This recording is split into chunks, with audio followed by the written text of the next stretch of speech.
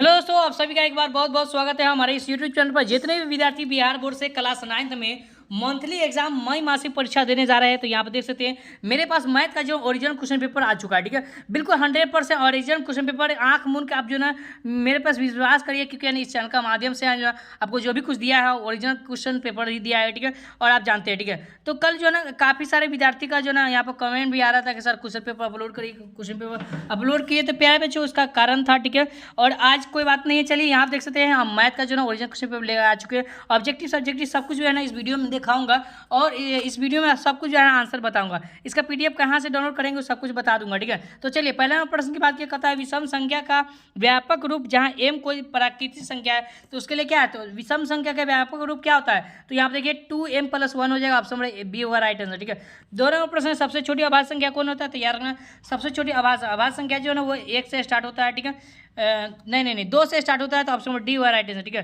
अभाज्य संख्या कहाँ से स्टार्ट होता है, 2 से स्टार्ट होता है, ऑप्शन नंबर डी हुआ राइट आंसर। ठीक है, चलिए 3 नंबर प्रश्न है, दो प्राकृतिक संख्या अभाज्य संख्या कहलाती है यदि उनका महत्तम समाप्तवर्तक कितना होना चाहिए, तो 1 होना चाहिए। कितना होना चाहिए, 1। ऑप्शन नंबर बी होगा राइट आंसर। ठीक है, चलिए आगे बढ़ते हैं।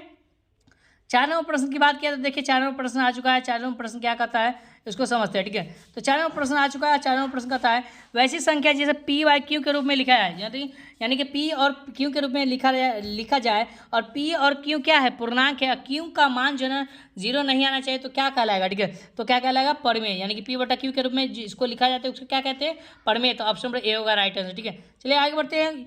कोई दो परमेय संख्याओं के बीच कितनी परमेय संख्या हो सकती है, तो कोई भी दो परमेय संख्याओं के बीच कितनी परमेय संख्या हो सकती है, तो 5 का राइट आंसर ऑप्शन सी यानी कि अनंत हो सकता है। ठीक है, चलिए आगे बढ़ते हैं। 6 नंबर प्रश्न की बात किया जाता है √19 किस प्रकार की जो है संख्या है, तो रूट जो 19 है वो किस प्रकार की संख्या है, तो देखिए ये अपरमेय संख्या। ठीक है, 7 नंबर प्रश्न की बात किया तो 7 नंबर प्रश्न है 0.06 का जो ना सरलतर रूप क्या होगा, तो 3/2 हो जाएगा। 3 बटा कितना हो जाएगा, 2। ऑप्शन और बी होगा राइट आंसर। ठीक है, चलिए आगे बढ़ते हैं।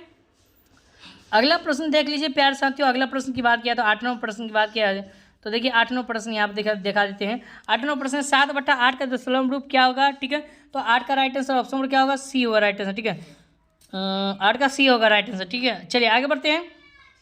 9 नंबर प्रश्न की बात किया तो 9 नंबर प्रश्न कहता है 0.625 इसका जो है भिन्न रूप क्या होगा। ठीक है, तो 9 का राइट आंसर ऑप्शन बी होगा। ठीक है, 9 का ऑप्शन बी होगा। ठीक है, चलिए 10 नंबर प्रश्न की बात किया है तो देखिए 10 नंबर प्रश्न है 2 + √2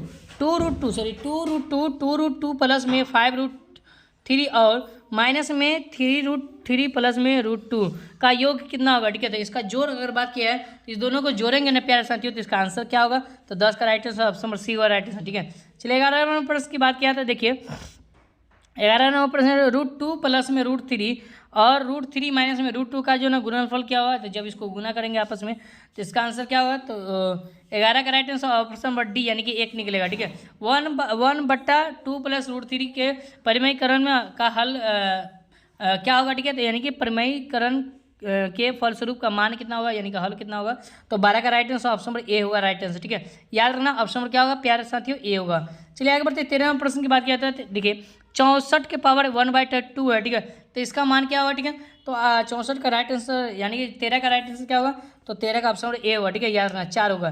चलिए आगे बढ़ते हैं। 14 नंबर प्रश्न की बात किया तो देखिए यहाँ पर 14 नंबर प्रश्न आ चुका है।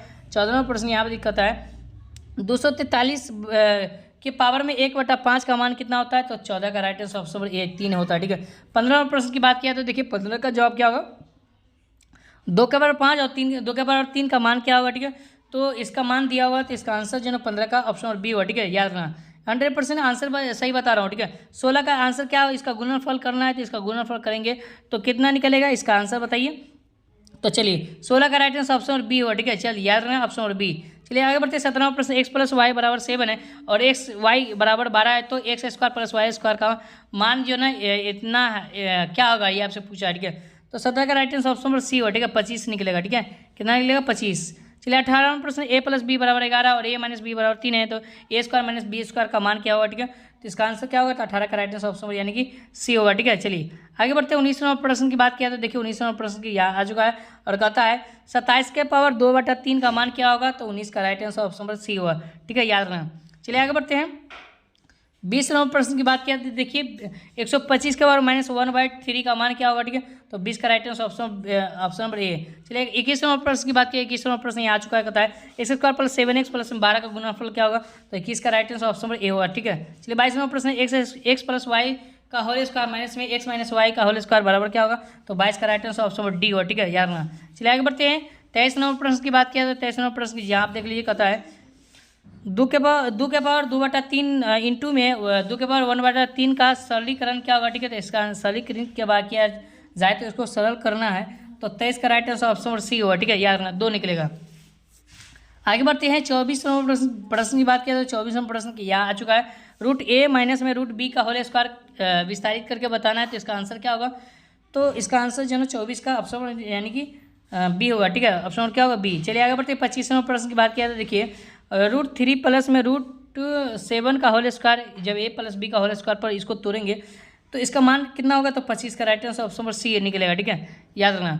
चलिए आगे बढ़ते हैं 26 नंबर प्रश्न की बात किया तो देखिए 26 नंबर प्रश्न आ चुका है और कहता है पाई किस रूप का है, तो पाई एक अपरिमेय संख्या होता है, याद रखना, ये ऑप्शन नंबर बी होगा राइट आंसर, ठीक है, 26 का बी, ठीक है। चलिए आगे बढ़ते हैं 27 नंबर प्रश्न की बात किया था 0.29 का भिन्न क्या होगा, तो इसको दशमलव के रूप में जो है दिया हुआ है, इसको है ना बट्टा के रूप में बदलना है, तो 29 का राइट 27 का राइट आंसर क्या होगा, तो 27 का राइट आंसर ऑप्शन सी होगा, ठीक है। चलिए 28 नंबर प्रश्न का बात किया तो इसका आंसर क्या होगा, तो 28 का ऑप्शन बी। चलिए 29 नंबर प्रश्न की बात किया तो इसका आंसर क्या होगा प्यारे साथियों, क्योंकि 25 प्रश्न का ही उत्तर देना है, तो 29 का राइट आंसर ऑप्शन बी। 30 का राइट आंसर क्या होगा, तो 30 का राइट आंसर ऑप्शन बी होगा, ठीक है। तो इस तरह से टोटल 30 प्रश्न कर लिए। देखिए प्यारे साथियों, मैं सब्जेक्टिव भी लेकर आया हूँ, देख सकते हैं, मैं सब्जेक्टिव भी लेकर आया हूँ, ठीक है, देख सकते हैं, यह सब्जेक्टिव लाया हूँ और सब्जेक्टिव का वीडियो मैं आपको आगे बताने वाला हूँ। वीडियो को पसंद है वीडियो को लाइक करिएगा और चैनल पर नए तो चैनल को सब्सक्राइब करिएगा। फिर